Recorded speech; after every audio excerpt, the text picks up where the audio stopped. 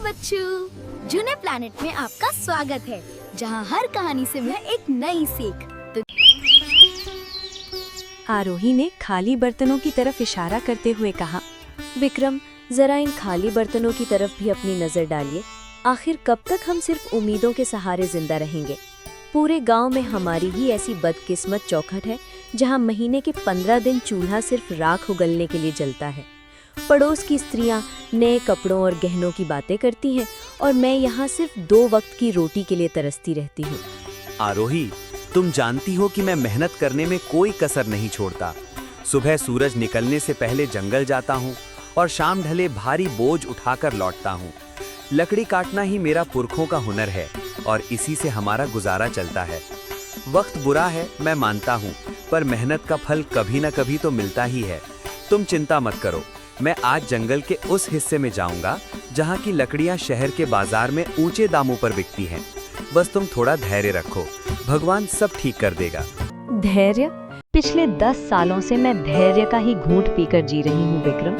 आपकी ये बातें अब मुझे दिलासा नहीं बल्कि जख्म देती हैं। लकड़ी काटने के अलावा भी दुनिया में बहुत से काम हैं। आप किसी जमींदार के यहाँ मजदूर क्यों नहीं बन जाते, या फिर शहर जाकर कोई ढंग की नौकरी क्यों नहीं ढूंढते? लकड़ी काटकर आप सिर्फ अपना कंधा तोड़ रहे हैं। गरीबी ही नहीं, मैं अब इस भूख को बर्दाश्त नहीं कर सकती। मुझे बस इतना चाहिए कि कम से कम हम दोनों रात को चैन की नींद सो सके, बिना इस डर के कि कल सुबह क्या खाएंगे। ठीक है आरोही, अगर तुम्हें लगता है कि मेरी मेहनत काफी नहीं है तो मैं आज से ही दूसरे काम की तलाश शुरू कर दूंगा। मैं लकड़ियां काटने के साथ साथ गांव के जमींदार से भी बात करूंगा कि क्या उनके पास मेरे लिए कोई और काम है। मैं नहीं चाहता कि तुम्हारी आंखों में कभी भी दुखों के बादल छाएं। मैं वादा करता हूँ कि मैं हार नहीं मानूंगा। बस आज का दिन किसी तरह काट लो। शाम को जब मैं लौटूंगा तो शायद कोई अच्छी खबर लेकर आऊं। अब मुस्कुरा दो, तुम्हारी मुस्कान ही मेरी असली पूंजी है। तभी अचानक दरवाजे पर हल्की सी दस्तक हुई। विक्रम उठा और बाहर गया। दरवाजे पर एक बूढ़ा साधु खड़ा था।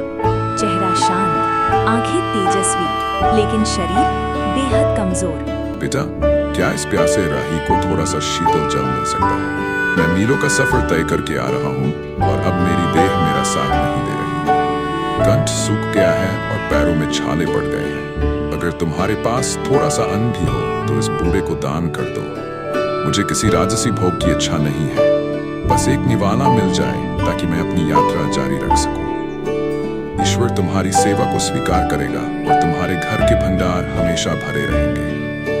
प्रणाम महात्मा जी, आपका मेरे द्वार पर आना मेरा सौभाग्य है, लेकिन मैं आपको किस मुंह से बताऊं कि मेरे पास आपको खिलाने के लिए एक दाना भी नहीं है। हम खुद पिछले कल से भूखे हैं। मेरी कुटिया में केवल खाली बर्तन और गरीबी का डेरा है। लेकिन हाँ, मैं आपको प्यासा नहीं जाने दूंगा। मैं अभी अंदर से ठंडा जल लेकर आता हूँ। भोजन न दे पाने का मुझे बहुत दुख है। कृपया मुझे क्षमा कर दीजिएगा।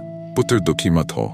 दान देने के लिए धन की नहीं, मन की जरूरत होती है। तुम्हारी आंखों में जो करुणा है वह किसी भी 56 भोग से कहीं अधिक तृप्ति देने वाली है। तुम जल ले आओ, वही मेरे लिए अमृत के समान होगा। इंसान की असलियत उसके अभाव में ही पता चलती है, और तुमने अभाव में होकर भी अतिथि सत्कार का धर्म निभाया है। जाओ बेटा, जल ले आओ। मैं यहीं तुम्हारी प्रतीक्षा कर रहा हूँ। तुम्हारी सादगी ने मेरा मन जीत लिया है। विक्रम ने जैसे ही संत सिद्धार्थ को जल पिलाया, उनका चेहरा चमक उठा। उन्होंने प्रसन्न होकर विक्रम को आशीर्वाद दिया। विक्रम, तुम्हारी सेवा भावना से मैं अत्यंत प्रसन्न हूँ। मैं तुम्हें 3 ऐसे वरदान देता हूँ जो साधारण मनुष्यों की पहुंच से बाहर है। तुम जो भी मांगोगे वह सच हो जाएगा। अपनी पहली इच्छा बताओ पुत्र, लेकिन याद रहे, वरदान का उपयोग सोच समझ कर करना। धन, वैभव, आयु या शक्ति, तुम कुछ भी मांग सकते हो। बोलो, तुम्हारी पहली अभिलाषा क्या है? विक्रम कुछ पल सोच में डूबा, फिर बोला, महात्मा जी, आपने मुझे बड़ी परीक्षा में डाल दिया। वैसे तो मुझे बहुत कुछ चाहिए, पर मैं अपनी बुद्धि का प्रयोग करना चाहता हूँ।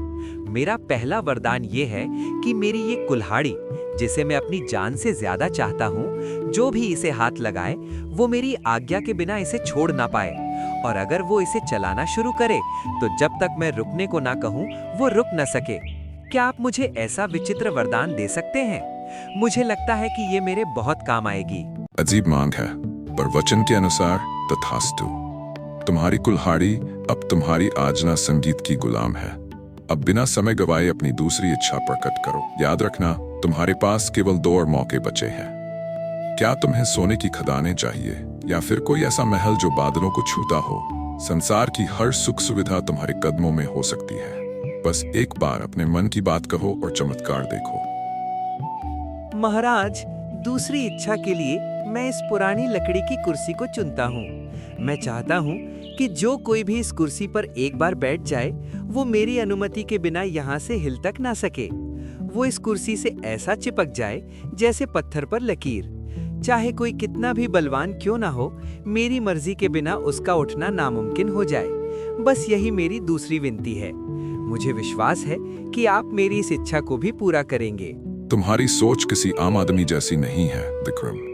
यह वरदान भी तुम्हें दिया। अब आखिरी और तीसरी इच्छा की बारी है। सोच लो, क्या तुम अपनी गरीबी हमेशा के लिए खत्म नहीं करना चाहोगे? क्या तुम्हें अपने लिए लंबी आयु या निरोगी काया नहीं चाहिए? यह अंतिम अवसर है। इसके बाद मैं अदृश्य हो जाऊंगा और फिर कभी नहीं मिलूंगा। अपनी तीसरी इच्छा मांगो और अपने भाग्य का फैसला खुद करो। विक्रम ने अपना पुराना चमड़े का थैला उठाया। महात्मा जी, तीसरी इच्छा के रूप में मैं चाहता हूँ कि मेरा ये चमड़े का पुराना थैला, इसके भीतर मैं जो कुछ भी डाल दूं, चाहे वो कोई वस्तु हो, सोना हो या कोई जीवित प्राणी, उसे मेरे अलावा कोई और बाहर न निकाल सके। वो इस थैले की गहराई में तब तक कैद रहे जब तक मैं खुद उसे आजाद न करूं। यही मेरी अंतिम मांग है। तुम्हारी सोच किसी आम आदमी जैसी नहीं है विक्रम। विचित्र मांगे हैं, पर वचन के अनुसार तथास्तु। तुम्हारी तीनों मांगे पूरी हुई। याद रखना, वरदान तभी काम आते हैं जब उनका उपयोग सही समय पर हो। वरदान देते ही साधु गायब हो गए। संत के जाते ही आरोही, जो अब तक घर में सब कुछ चुपचाप सुन रही थी, और वो घर से बाहर आकर ज्वालामुखी की तरह फट पड़ी। उसे लगा कि विक्रम ने अपनी मूर्खता से सुनहरे भविष्य की बलि दे दी है। वाह विक्रम, क्या गजब की बुद्धिमानी दिखाई है आपने। साक्षात देवता आपके द्वार पर आकर कह रहे थे कि धन मांग लो, सुख मांग लो, पर आपने क्या मांगा? कुल्हाड़ी, कुर्सी और थैला। क्या इन बेजान चीजों से मेरा पेट भरेगा? क्या इन वरदानों से हमारे सिर की छत पक्की हो जाएगी? मैं यहाँ दाने दाने को तरस रही हूँ और आपने फालतू वरदान मांग लिए। आज आपने साबित कर दिया कि आप कभी तरक्की नहीं कर सकते। काश वो वरदान मुझे मांगने का मौका मिलता तो आज मैं इस झोपड़ी को महल बना देती। आरोही, तुम जो देख रही हो वो केवल साधारण चीजें हैं, पर मैं जो देख रहा हूँ वो एक सुरक्षा कवच है। कभी कभी सीधे तरीके से मांगा हुआ धन टिकता नहीं है, पर बुद्धि से बनाई गई संपत्ति सदा साथ रहती है। तुम मुझ पर भरोसा रखो। ये 3 वरदान हमें वो सब कुछ दिलाएंगे जो तुम चाहती हो।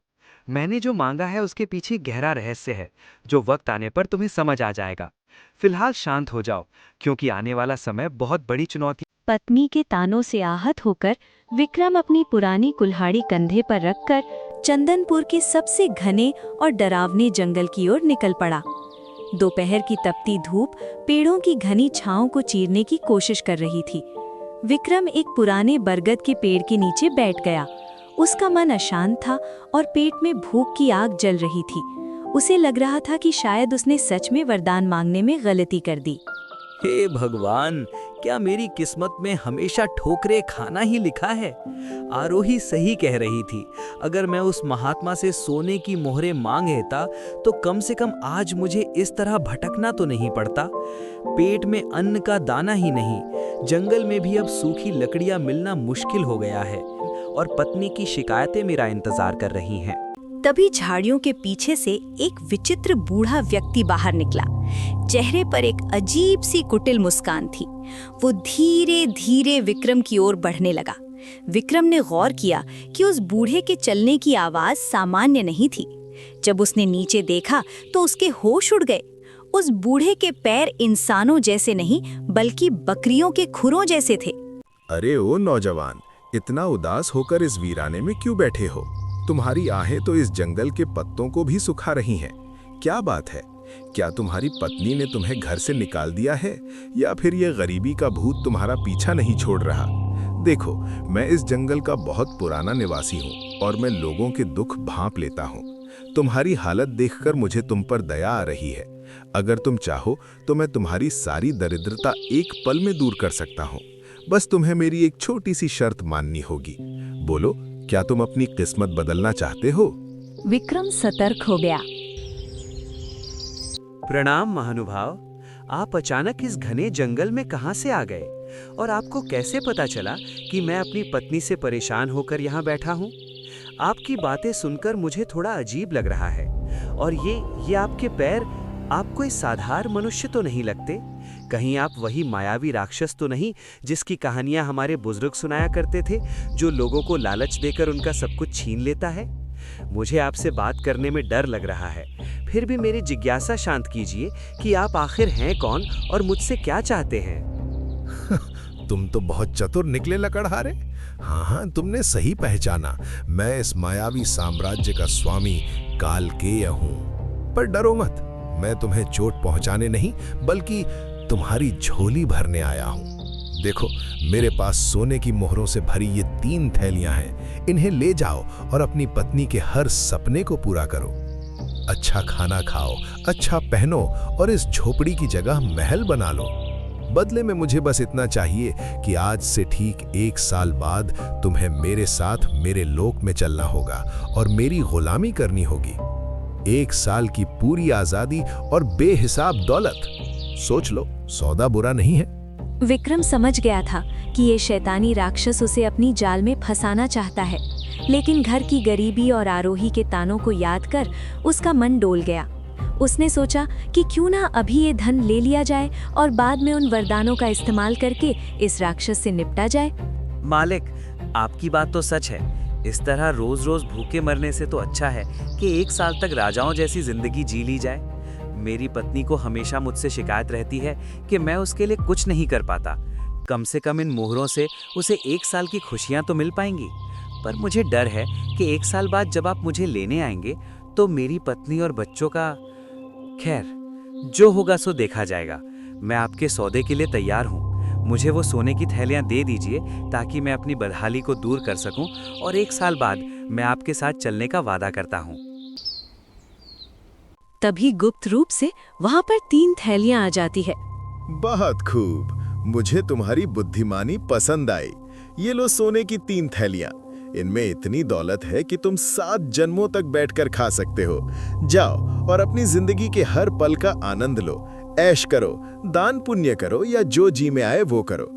लेकिन याद रखना लकड़हारे, मैं ठीक 1 साल बाद इसी जगह इसी वक्त तुम्हें लेने आऊंगा।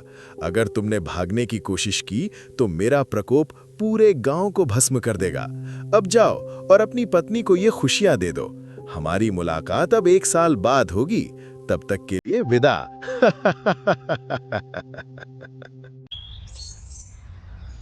विक्रम भारी मन और भारी थैलियों के साथ घर लौटा। उसने रास्ते से ढेर सारी मिठाइयाँ, फल, मछली और नए कपड़े खरीदे। आरोही, ओ आरोही, देखो मैं तुम्हारे लिए क्या लाया हूँ। अब तुम्हें कभी भी संगीत भूखा नहीं सोना पड़ेगा और ना ही उन फटे हुए कपड़ों में रहना होगा। देखो, मैं बाजार से तुम्हारे लिए रेशमी वस्त्र और सबसे बढ़िया पकवान लाया हूँ। और ये देखो, सोने की मोहरों से भरी थैलियाँ। अब हम इस पुरानी कुटिया को तोड़कर एक आलीशान मकान बनाएंगे। पूरे चंदनपुर में हमारे जैसा अमीर कोई नहीं होगा। अब मुस्कुराओ और अपनी इस नाराजगी को छोड़ दो, क्योंकि तुम्हारे पति ने तुम्हारी सारी इच्छाएं पूरी करने का रास्ता ढूंढ लिया है। अरे ये सब क्या है विक्रम? सुबह तो आपके पास 1 कौड़ी नहीं थी और अभी दोपहर ढलते ही आप सोने की थैलियां लेकर आ गए। क्या आपने कहीं चोरी की है या किसी का खून किया है? इतने सारे पैसे आपको भला कौन दे सकता है? और ये मिठाइयाँ, ये कपड़े, मेरा तो सिर चकरा रहा है। मुझे सच सच बताइए कि ये धन कहाँ से आया है? कहीं ऐसा ना हो कि इन सुखों के बदले हमें कोई बहुत बड़ी कीमत चुकानी पड़े। मुझे आपकी आंखों में वो खुशी नहीं दिख रही जो इतनी दौलत मिलने पर होनी चाहिए। आप कुछ छुपा रहे हैं ना? आरोही, तुम बहुत सवाल पूछती हो। मैंने कोई चोरी नहीं की है। मुझे जंगल में एक बहुत बड़ा काम मिला है, जिसके लिए मालिक ने मुझे ये पेशगी दी है। उन्होंने कहा है कि मैं 1 साल तक आराम करूं और फिर उनके काम पर लौटूं। बस तुम इतना समझ लो कि अब हमारे अच्छे दिन आ गए हैं। आने वाले 1 साल में हम वो सब करेंगे जो हमने कभी सोचा भी नहीं था। जो भविष्य में होगा उसकी चिंता आज क्यों करना? अभी तो बस इस भोजन का आनंद लो और अपनी खुशियां मनाओ। बाकी सब मुझ पर छोड़ दो। आरोही खुश तो थी, पर उसके मन के किसी कोने में एक अनजाना डर बैठ गया था। समय अपनी गति से चलता रहा। 1 साल बीतने को आया। विक्रम, आज साल का आखिरी दिन है और आप सुबह से पागलों की तरह इस पुरानी कुल्हाड़ी को क्यों घूर रहे हैं? हमारे पास अब सोने की कमी नहीं है, फिर भी आप इस फटी पुरानी कुल्हाड़ी और लकड़ी की बेकार कुर्सी को अपनी जान से ज्यादा संभाल कर रखते हैं। मुझे सच सच बताइए, वो मालिक कौन है जिसने आपको इतना धन दिया और आज वो आपको कहाँ ले जाने वाला है? आपकी चुप्पी मुझे अंदर ही अंदर खाई जा रही है। क्या हम हमेशा के लिए जुदा होने वाले हैं? अगर ऐसा है तो मुझे ये धन दौलत नहीं चाहिए, मुझे बस अपने पति का साथ चाहिए। क्या आप मुझ पर इतना भी भरोसा नहीं करते कि अपनी परेशानी मुझे बता सके? आरोही, तुम व्यर्थ ही घबरा रही हो। मैंने तुम्हें पहले भी कहा था कि वक्त आने पर सब पता चल जाएगा। आज वो घड़ी आ गई है। जो धन हम पिछले 1 साल से इस्तेमाल कर रहे हैं वो कोई साधारण धन नहीं था। उसे पाने के लिए मैंने अपनी जान का सौदा किया है। लेकिन घबराओ मत, मैंने उस महात्मा से जो 3 वरदान मांगे थे वो आज हमारी रक्षा करेंगे। तुम बस इतना करो कि जब वो अतिथि यहाँ आए तो तुम घर के अंदर रहना और चाहे जो हो जाए बाहर मत आना। आज मैं दिखा दूंगा कि एक साधारण इंसान की बुद्धि बड़े से बड़े मायावी को कैसे परास्त कर सकती है। बस मुझ पर विश्वास रखो और प्रार्थना करो। शाम ढलते ही वो बूढ़ा आदमी अब अपने असली रूप में प्रकट हुआ। एक भीमकाय राक्षस जिसकी लंबी सींगें थीं और आंखों से अंगारे बरस रहे थे। लकड़हारे, समय समाप्त हुआ। देखो, मैं अपना वादा निभाने आ गया हूँ। तुमने 1 साल तक मेरे धन पर खूब ऐश की, अच्छे पकवान खाए, पर अब भुगतान का समय है। चलो, अपनी ये कुल्हाड़ी उठाओ और मेरे पीछे मेरे नरक लोक की ओर चलो। वहां तुम्हें अनंत काल तक मेरी गुलामी करनी होगी। अब देर मत करो, मेरी भूख बढ़ रही है और मुझे इंसानों को तड़पाने में बड़ा मजा आता है। क्या तुम तैयार हो अपने मालिक के साथ चलने के लिए, या फिर मुझे तुम्हें घसीट कर ले जाना पड़ेगा? अपनी पत्नी से विदा ले लो, क्योंकि अब तुम उसे कभी दोबारा नहीं देख पाओगे। प्रणाम मालिक, आप आ गए। मैं तो आपका ही इंतजार कर रहा था। भला मैं अपने वादे से कैसे मुकर सकता हूँ? मैं चलने के लिए बिल्कुल तैयार हूँ। आखिर आपने मुझे 1 साल तक राजाओं वाली जिंदगी जो दी है। लेकिन मालिक, जाने से पहले मेरी एक छोटी सी विनती है। देखिए, मैंने अपने बच्चों के लिए ये ढेर सारी लकड़ियाँ इकट्ठा की हैं ताकि मेरे जाने के बाद उन्हें सर्दी ना लगे। बस इतनी सी लकड़ियाँ काटनी बाकी रह गई हैं। अगर आप महानता दिखाते हुए अपनी दिव्य शक्ति से इन 2-4 कुंदों को फाड़ दें तो मैं चैन से आपके साथ चल सकूंगा। आपके लिए तो ये पल भर का काम है। क्या आप अपने इस सेवक पर इतना सा उपकार करेंगे? तुम इंसान भी कितने भावुक होते हो, जाते जाते भी लकड़ियों की चिंता कर रहे हो। लाओ इधर, दो ये खिलौना जैसी कुल्हाड़ी। देखो मैं इसे कैसे एक ही बार में चकनाचूर करता हूँ। ये लो और ये लो। अरे ये क्या हो रहा है? ये कुल्हाड़ी मेरे हाथों से चिपक क्यों गई है? मैं इसे छोड़ना चाहता हूँ पर ये मेरे हाथों को जकड़ती जा रही है और मेरा शरीर अपने आप वार किए जा रहा है। मैं रुकना चाहता हूँ पर मेरे हाथ रुक नहीं रहे। लकड़हारे, ये क्या जादू किया है तूने? मुझे रोक, मैं कह रहा हूँ, मुझे अभी के अभी रोक, वरना मैं इस पूरी जगह को तबाह कर दूंगा। अरे मालिक, इतनी जल्दी थक गए? आप तो कह रहे थे कि ये आपके लिए बच्चों का खेल है। काटिए मालिक, अभी तो बहुत सारी लकड़ियां बाकी हैं। आप शायद भूल गए, इस कुल्हाड़ी को जो भी पकड़ता है वो मेरी आज्ञा के बिना इसे छोड़ नहीं सकता, और जब तक मैं ना कहूँ वो रुक भी नहीं सकता। अब काटते रहिए लकड़ियां पूरी रात। मुझे तो अब नींद आ रही है, मैं जाकर थोड़ा आराम करता हूँ। जब आप थक कर चूर हो जाएं और आपकी हड्डियां जवाब देने लगें, तब मुझे पुकारिएगा। तब तक इस मुफ्त की मजदूरी का आनंद लीजिए।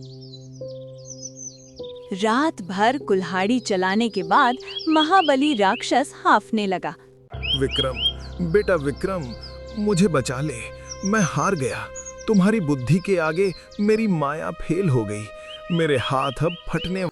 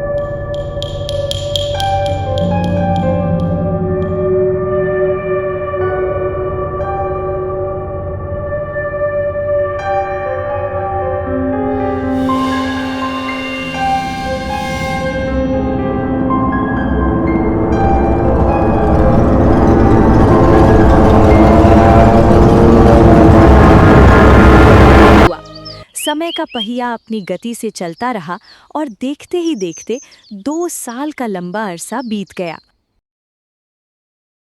विक्रम, आज 2 साल पूरे होने को हैं। पिछली बार आपने उस राक्षस को अपनी जादुई कुल्हाड़ी से धूल चटा दी थी, लेकिन मुझे डर है कि वो इस बार और भी ज्यादा तैयारी के साथ आएगा। क्या आपको नहीं लगता कि हमें ये गांव छोड़कर कहीं दूर चले जाना चाहिए?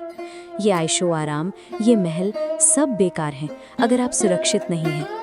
मेरी रातों की नींद उड़ गई है। हर आहट पर मुझे वही भयानक चेहरा याद आता है। आरोही, तुम व्यर्थ ही अपने मन को अशांत कर रही हो। भय शत्रु की सबसे बड़ी शक्ति होती है और मैं उसे ये शक्ति नहीं देना चाहता। मैंने उन महात्मा से जो वरदान मांगे थे वो केवल खिलौने नहीं थे, बल्कि आत्मरक्षा के अचूक अस्त्र थे। आज की शाम हमारे लिए एक नई परीक्षा है और मैं इसके लिए पूरी तरह तैयार हूँ। ओ लकड़हारे, बाहर निकल। आज 2 साल पूरे हो गए हैं और तेरा काल द्वार पर खड़ा है। तूने पिछली बार मुझे अपनी उस घटिया कुल्हाड़ी से बेवकूफ बनाया था, लेकिन याद रखना कि एक ही चाल 2 बार काम नहीं आती। इस बार मैं ना तो तेरी किसी चीज को हाथ लगाऊंगा और ना ही तेरी बातों में आऊंगा। विक्रम शांत भाव से बाहर आया। अरे मालिक, आप आ गए। मैं तो कब से आपकी प्रतीक्षा कर रहा था। आप तो बाहर ही रुक गए। क्या आप अपने इस पुराने सेवक से इतना डर गए हैं?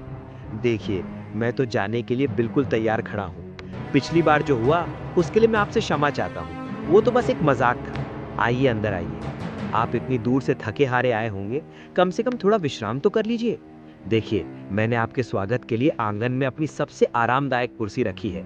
बस 5 मिनट वहां बैठिए। मैं अपनी पत्नी से विदा लेकर और अपना थोड़ा सामान समेटकर तुरंत आपके साथ चलता हूँ। राक्षस विक्रम की बात सुनकर सोच में पड़ गया। उसे लगा कि विक्रम शायद हार मान चुका है। उसने चारों तरफ देखा। वहां ना तो कोई कुल्हाड़ी थी और ना ही कोई हथियार। आंगन के बीचों बीच बस एक साधारण सी लकड़ी की कुर्सी रखी थी। अपनी थकान और विक्रम की विनम्रता को देखते हुए राक्षस ने सोचा कि थोड़ा आराम करने में कोई बुराई नहीं है। लगता है तुझे अब अपनी असलियत समझ आ गई है। अच्छा है कि तूने सरेंडर कर दिया, वरना मैं आज बहुत गुस्से में था। खैर, तू कहता है तो मैं 5 मिनट यहाँ बैठ जाता हूँ, पर याद रखना, अगर तूने कोई चालाकी की तो तेरा अंजाम बहुत बुरा होगा। ये कुर्सी तो सच में बहुत आरामदायक है। अब जा, जल्दी से अपना सामान ले आ और अपनी पत्नी को आखिरी बार देख ले। मैं यहाँ बैठ के तेरा इंतजार कर रहा हूँ। अरे मालिक, आपको कुर्सी पसंद आई, ये जानकर मुझे बहुत प्रसन्नता हुई। पर क्या आप जानते हैं, ये कुर्सी जितनी आरामदायक बैठने में है, उठने में उतनी ही कष्टदायक है। जरा कोशिश तो कीजिए उठने की। क्या हुआ मालिक, आप तो हटने का नाम ही नहीं ले रहे। लगता है आप मेरी इस तुच्छ कुर्सी के प्यार में पड़ गए हैं। मैंने आपको बताया नहीं था कि जो भी इस कुर्सी पर एक बार विराजमान हो जाता है वो मेरी आज्ञा के बिना यहाँ से हिल तक नहीं सकता। राक्षस ने पूरी ताकत लगा दी। उसने जोर जोर से चिल्लाया और अपनी मायावी शक्तियों का उपयोग किया, पर वो कुर्सी से टस से मस ना हुआ। ऐसा लग रहा था जैसे वो कुर्सी का ही एक हिस्सा बन गया हो। वो जितना जोर लगाता, कुर्सी उसे उतना ही कसकर जकड़ लेती। हार मानकर वो फिर से गिड़गिड़ाने लगा। विक्रम, ये तूने फिर से मेरे साथ क्या किया? मुझे छोड़ दे, मैं इस कुर्सी से चिपक गया हूँ। मेरी हड्डियां चटक रही हैं। मुझे लगा था तू सुधर गया होगा, पर तू तो पहले से भी ज्यादा खतरनाक निकला। मुझे इस कैद से आजाद कर दे। मैं वादा करता हूँ कि मैं तुझे कभी अपने लोक नहीं ले जाऊंगा। मुझे बहुत दर्द हो रहा है लकड़हारे, क्या तुझे मुझ पर दया नहीं आती? मैं कसम खाता हूँ कि मैं फिर कभी इधर नहीं आऊंगा। बस मुझे इस लकड़ी के शैतान से अलग कर दे। दया? आप एक राक्षस होकर दया की बात कर रहे हैं? आप तो मुझे खत्म करने आए थे। देखिए मालिक, मैं कोई बुरा इंसान नहीं हूं, पर मैं अपनी सुरक्षा करना जानता हूं। अगर आप आजाद होना चाहते हैं तो पिछली बार से दुगनी कीमत चुकानी होगी। मुझे 10 थैलियां सोने की मोहरें चाहिए, और इस बार आपको वादा करना होगा कि आप अगले 5 सालों तक इस इलाके की तरफ मुड़कर भी नहीं देखेंगे। अगर आपको ये सौदा मंजूर है तो कहिए। मंजूर है, मुझे सब मंजूर है। 10 क्या, मैं तुझे 20 थैलियां दूंगा। बस मुझे यहाँ से उठा। मैं वचन देता हूँ कि अगले 5 सालों तक मैं तेरे गांव की परछाई से भी दूर रहूंगा। तेरी बुद्धि के आगे मैं नतमस्तक हूँ। ये ले तेरा धन। अब बस अपनी इस जादुई कुर्सी को हुक्म दे कि वो मुझे छोड़ दे। मैं अब एक पल भी यहाँ नहीं रुकना चाहता। मुझे जाने दे विक्रम, मैं फिर कभी तुझे चुनौती देने की भूल नहीं करूंगा। विक्रम ने जैसे ही आजाद कहा, राक्षस स्प्रिंग की तरह कुर्सी से उछला और बिना पीछे देखे भाग निकला।